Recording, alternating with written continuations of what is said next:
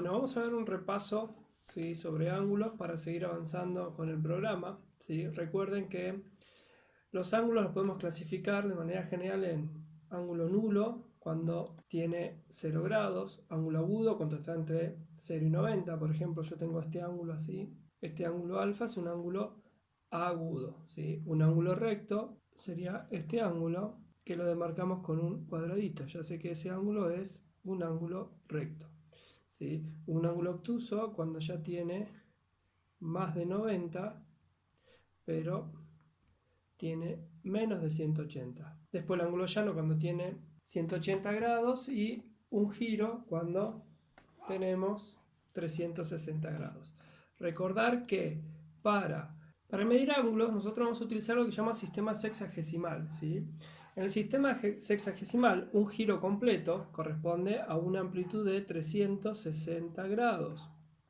Y cada grado, ¿sí?, cada grado se divide, va a corresponder o se va a dividir en 60 minutos, ¿sí? Y como sabemos, cada minuto corresponde a 60 segundos. Entonces yo voy a tener que un grado son 60 minutos y también que un minuto son 60 grados, ¿sí? Y siempre tenemos que tener en cuenta que para operar el valor máximo que pueden tomar los grados, minutos, el valor máximo que pueden tomar los minutos y los segundos es de 59, ¿sí? Por ejemplo, si yo tengo 37 grados, 45 minutos, 38 segundos y le sumo 43 grados, 19 minutos y 54 segundos,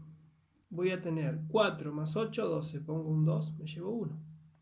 1 más 3, 4 más 5, 9. Acá tengo 92 segundos. 9 más 5, 14. Me llevo 1. 1 más 4, 5 y 1, 6. Acá tengo 64 minutos. 3 más 7, 10. Me llevo 1. 4 más 4, 8. ¿Qué pasa acá? Yo no me puedo pasar, ¿sí?, no me puedo pasar de 60. Entonces, lo que voy a hacer cada vez que me paso es le resto 60 segundos. Me va a quedar 2, 6 menos 9, 3. Y este paso para acá sumando como 1. Entonces ahora tengo 65 minutos. Le resto 60 porque me estoy pasando. Entonces acá voy a tener 5 minutos. Este 60 lo sumé ahí y este 60 que se lo saqué a los minutos se lo sumo a los grados. Entonces ahora tengo 81 grados.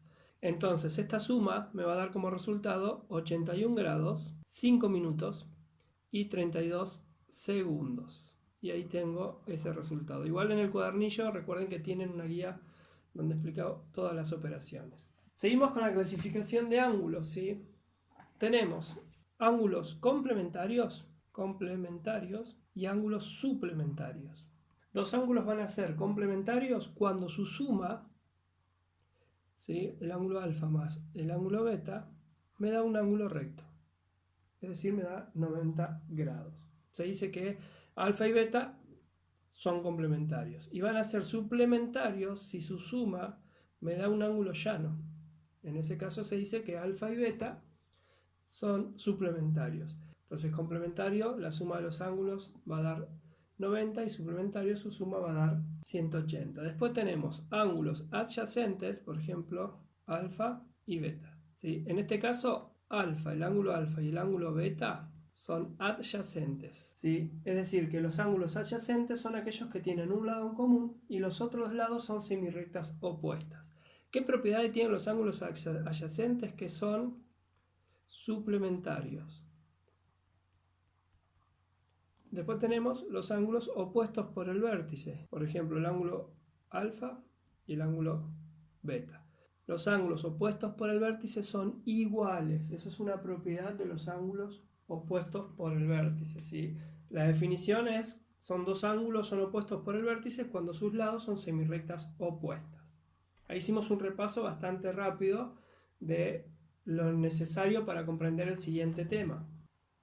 Muy bien, ahora vamos a ver los ángulos determinados, ¿sí?, por dos rectas cortadas por una transversal, ¿sí? Cuando dos rectas son cortadas por una transversal, se generan 8 ángulos, ¿sí?, que los voy a marcar acá. El ángulo alfa, el ángulo beta, el ángulo gamma, el ángulo delta, el ángulo pi, el ángulo epsilon, el ángulo sigma y el ángulo phi. Y estos ángulos tienen sus nombres, ¿sí? Por ejemplo, si yo tengo en cuenta esta zona de acá, que la voy a marcar así con verde, toda esta zona comprendida entre las paralelas, ¿sí?, esa va a ser la parte interna. Es decir, que ahí van a estar los ángulos internos. Entonces, toda la parte que queda por encima de una de las rectas y por debajo de la otra corresponde a la parte exterior. Y esta parte de acá es la parte exterior. Entonces ahí van a estar los ángulos externos, ¿sí? Después vamos a tener en cuenta lo siguiente. Si un ángulo está de un lado de la recta C de esa transversal y otro está del otro, vamos a decir que son alternos. Yo tengo, por ejemplo, los ángulos alternos pueden ser internos o pueden ser externos. Los ángulos alternos pueden ser internos o externos, ¿sí? Es decir, que van a estar de un lado u otro de la recta C de esa transversal. Por ejemplo, un alterno interno, ¿sí?, puede ser el ángulo delta y el ángulo pi. También el ángulo gamma y el ángulo epsilon. Y por otro lado, ángulos alternos externos, el ángulo alfa, el ángulo alfa acá está de un lado de la transversal y el ángulo sigma está del otro. Entonces alfa y sigma son alternos externos. También van a ser phi y beta. Por otro lado tenemos los ángulos conjugados, que también van a ser externos, vamos a poner, y también van a haber ángulos internos. Conjugados quiere decir que están del mismo lado de la recta C. Por ejemplo, conjugados externos, alfa y el ángulo phi son conjugados externos, porque están del lado de la parte exterior y de un solo lado de esa recta transversal. También beta y sigma. Y los conjugados internos tenemos a gamma y pi, y también tenemos a delta y epsilon. Y la última clasificación se llaman ángulos correspondientes. Los ángulos correspondientes, ¿sí?, son aquellos que están como en la misma posición. Es decir, si yo cortara la transversal a la mitad y dejara esas dos crucecitas, vemos que alfa y pi están como en el mismo cuadrante, por decirlo de alguna manera. El ángulo gamma y el ángulo phi también, el ángulo beta y el ángulo epsilon también, el ángulo delta está abajo y opuesto a alfa, el ángulo sigma está abajo y opuesto a pi, están en la misma, en el mismo cuadrante. Entonces, por ejemplo, beta y epsilon son correspondientes. Alfa y pi son correspondientes. Phi y gamma son correspondientes. Me falta delta y sigma.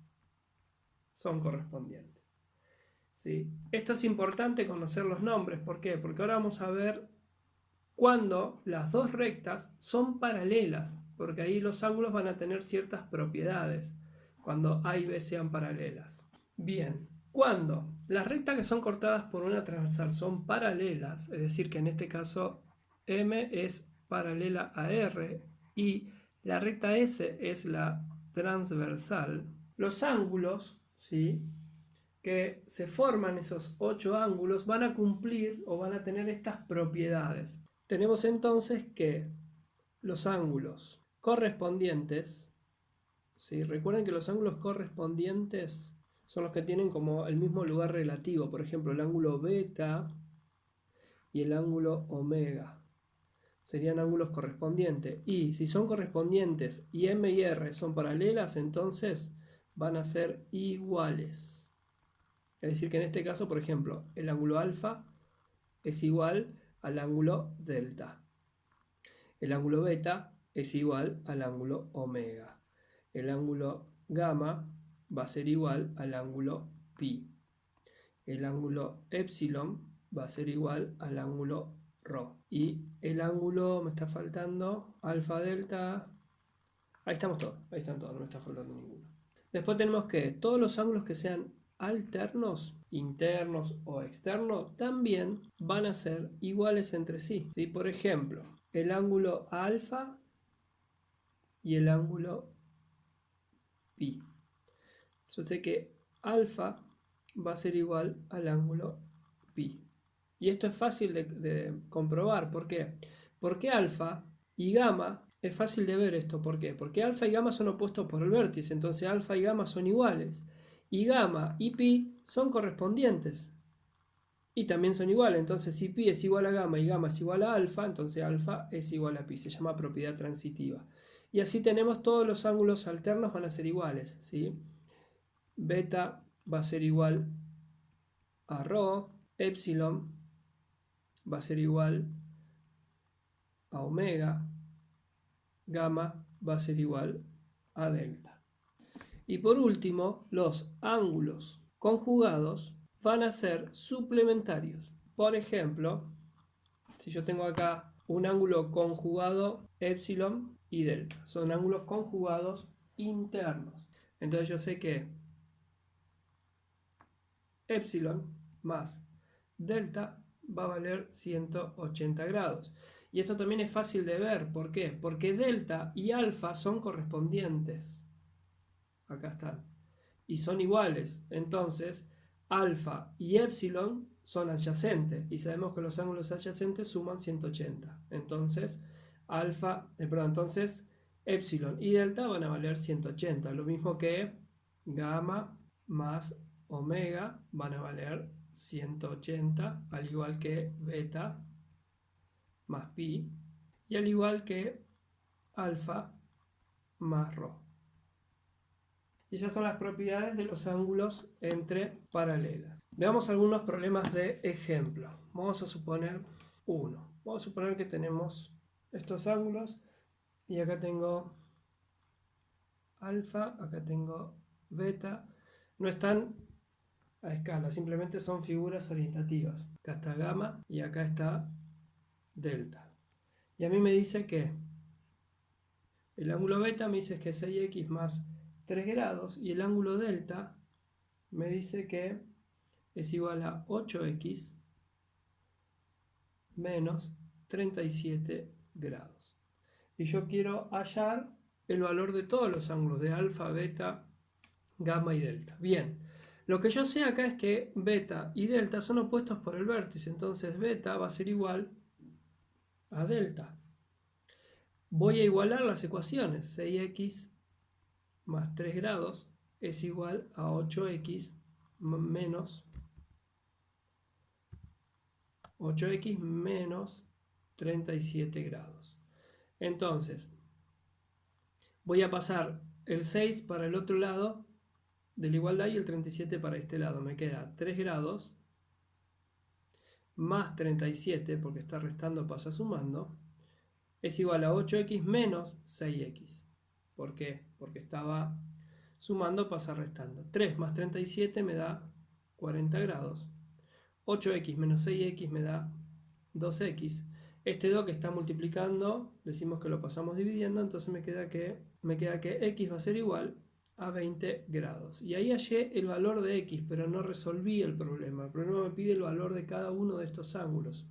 Entonces acá hallé el valor de x, pero no responde la pregunta. La pregunta es cuánto vale cada ángulo. Entonces el ángulo beta es 6 por 20 grados más 3 grados. 6 por 20, 120, más 3, 123 grados. Yo sé que alfa y beta son iguales, pero igual lo voy a calcular para ver si está bien hallado el valor de x. Entonces me queda 8 por 20 grados menos 37 grados. 8 por 20 grados, 160 grados. 160 grados menos 37, 123. Ahora bien, para hallar el valor de alfa, yo sé que alfa más beta me dan 180 grados, porque son adyacentes. Y también sé que alfa es igual a gamma.